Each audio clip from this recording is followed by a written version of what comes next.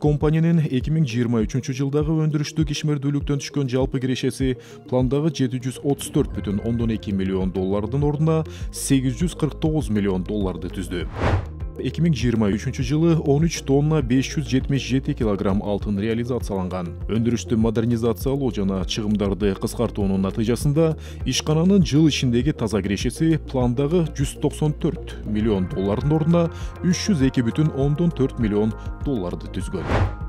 Республикалык бюджетке салык жана башка төлөмдөр түрүндө 17 миллиард 241 миллион сом которулган. Капиталдык салымдардын өлчөмү 2023 жылы 111,5 миллион долларды түзгөн.